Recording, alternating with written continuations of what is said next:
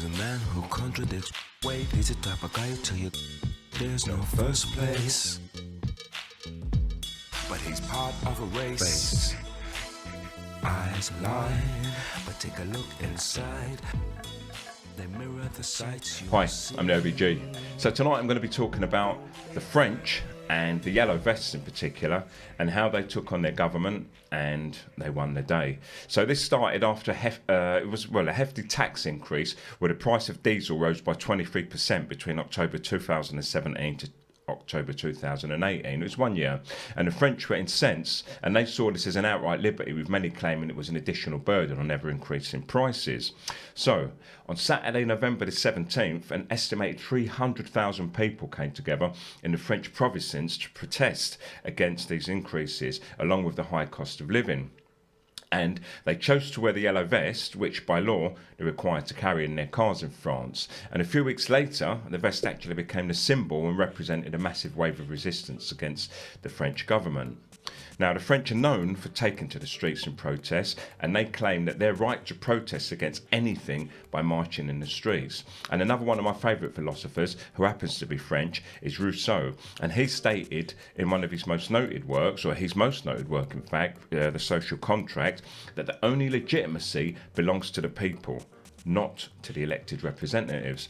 And this is something that the British cannot seem to get their heads around. And it is not until you stay out of England for long periods and become an observer, then you realise that it is a country that lives under very strict controls. Yet if you ask the average British person if they're free, they will say yes, and then they're going to point to China or North Korea as an example of state-controlled countries. And the British are very much like a child locked in a room with an occasional access to the outside world, but he's content because he's given toys to play with and he's fed his favourite sweets on demand. And anyway, back to France. The French government actually implemented new green policies. However, this is not the cause of this significant social mobilisation. The Yellow Vests, or Gilets jaunes, I refer to them as Yellow Vests from now on, was simply not going to accept the 23% increase in the price of diesel, and also there was a proposed hike for fuel, which was meant to be following. And President Macron claimed that it was necessary to raise the tax in order to protect the environment and, wait for it, combat climate change. And this is a French way of doing it. The rest of the world were introduced to a 16-year-old girl with an aim to win the hearts and minds of the people before implementing their insidious green tax.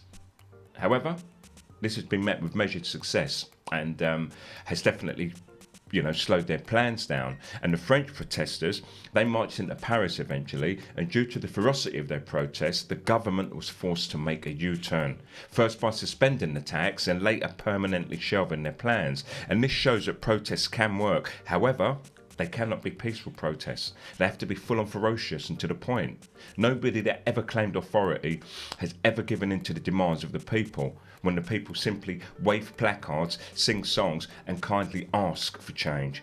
The Yellow Vests were not only marching against the increase in diesel taxation, they're also demanding further concessions, and this includes a distribution of wealth along with pensions, social security payments and an increase in the minimum wage. And don't forget that this is always possible. We live under the illusion there is not enough money in the system, and the sheer hatred and idiocy of British nationalists, racists typically, lead them to believe that supplementing immigrants or any marginalised group directly affects their way of life. And what they refuse to see is simple common sense. So let me explain, and I'm going to use one of my island analogies here, right? And it applies to the current system, albeit on a smaller scale with fewer complications. However, I'll continue. So imagine living on an island with let's say 1,000 people, and there are 5 people that manage the entire island, and below them there are 10 people that are very rich. Then below them are 50 people who are wealthy, and then the 5 at the top print money and they distribute it. The next 10 have accumulated a vast wealth and no longer work. They're the people who buy the £50 million yachts in our world.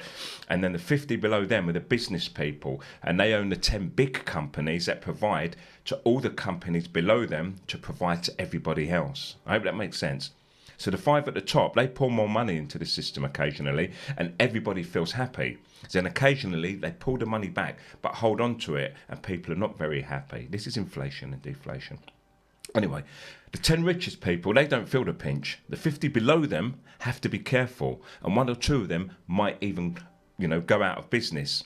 But the 935 other people will have to fight it out amongst themselves, and that's us. And they have to fight as to where they're going to get their next meal. Some of them may even have to sell their goods. Some will have lost their jobs at the businesses that even closed down. But whatever happens, money is being spent, and the people at the top are still seeing returns. Now imagine that the people at the top wanting to invest in a war abroad, and this happens, and just to steal resources, and in order to do this, they want to increase their wealth. And they do this by increasing the interest on the money that they lent to those below them. The money that they lent to the 5, the money that they in turn lent to the 50, and they in turn lent to the 935 people, which is us, the general population. So they just increase the taxes and it pulls more money in for them. And this is truly how a profit-driven system works. It really is that simple at its base. Now, the reason that Macron was able to simply do a U-turn is because nobody is affected if the taxes don't increase.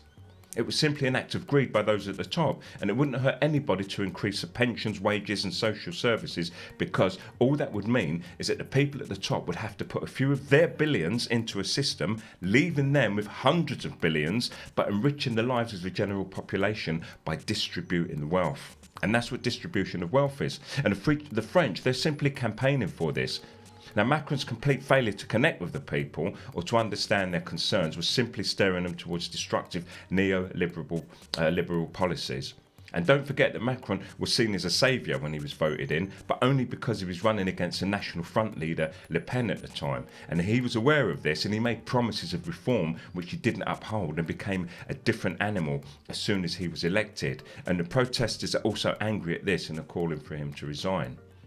I don't truly follow politics, and I don't know if there is anybody there to fill his boots. However, there is always somebody in the wings, and I can't see the protesters getting everything they asked for, but they fought hard and they won. So what happens now is anybody's guess. So the British really need to step up their game or forever remain slaves. I'm the OBG. So I just had a little chat there about what's happening in France. I wasn't trying to go into detail. Don't know if I'm planning a video to do the history of the gilets jaunes, the yellow vest, and now the police in France are actually fighting the firemen. And I think this could be their downfall, purely because everybody loves a fireman. Let me take this background off so I don't get done for copyright if I do use this. So what I'm saying is everyone loves a fireman. We all like firemen, right? I speak for everyone when I say this. Women swoon over firemen. Men, we're not mad jealous, but there's a little envy on firemen. They're big, bold men. They've got, those clothes would look funny on anyone else. Who else could you put yellow plastic pants on and they make them look good? Firemen. It's that simple. Now, if the police over there are going to start fighting the firemen, not even start, they have begun fighting the firemen, it's going to cause a fracas. The women are not going to like it. They're going to tell their husbands to go and sort it out. There'll be men on the street, and there'll be even bigger riots because you don't fuck with firemen. It's simple. So the French, they won at the end of the day. They got their way, They got the president of their country to do a U-turn, not even just to delay the taxes as he promised at first, but to actually shelve them. And that's what you get. This is what fighting hard's about. This is what smashing shit is about. People say like, oh, it's wrong, they shouldn't be doing this. And it's like, no, do it. This is a system. It was all built on their wealth and their greed. And not only that, it needs to be rebuilt afterwards anyway, which means jobs for the boys. So, yeah, I say if you need change, go hard. Go as hard as you can. Break shit up. I think the feds are going to come for me for my show soon as a rabble rouser. But I'm ready.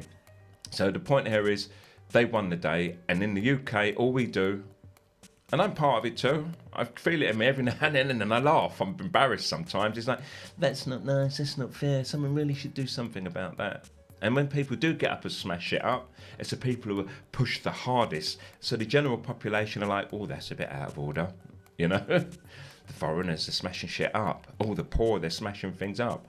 Rich people don't riot or rebel. The middle classes don't riot and rebel. It's us, the working class, every time. Why? Because we're pushed and pushed and pushed. And as everyone here knows, man and women, men and women, man and woman, if you're pushed into the corner and someone's threatening you, you fight. If you're hungry, most of us can't experience this, so I'm going to do the romantic notion, just an idea. I've been hungry before, I know what it feels like, but never as hungry as I'm going to describe. If you are hungry and you haven't eaten, you will steal. And this is what happens when you keep on taxing people and pushing too hard. They're going to bite back and they're going to fight back. And this is what happened in France. It's happening in Venezuela too, but they're a little bit laxer on the laws. They're a bit more vicious. And I don't know if you've seen, people being blinded. They're shooting them in the eye with these plastic pellets and so on. And at least in France, all you're going to get is smashed with a baton and a bit of water cannon. And the same in the UK. But I'm concerned about the future because they're buying these sound guns, which can hurt people from quite a distance. And I think the world's kind of getting keyed up for riots. And the problem I see there is we all want peace. We'd love to do it peacefully. But the people with power will not give it up. They just won't give it up. And I'm not saying they've got to give us their wealth and, it's unjust. I'm doing okay in life, but I'm always going to fight for the people who've got less than I have. And I know it's not right. Someone could be sitting on billions and billions and billions and someone else, has nothing to eat. And it's not even the money that solves it. It's about action. But the money helps. OBG.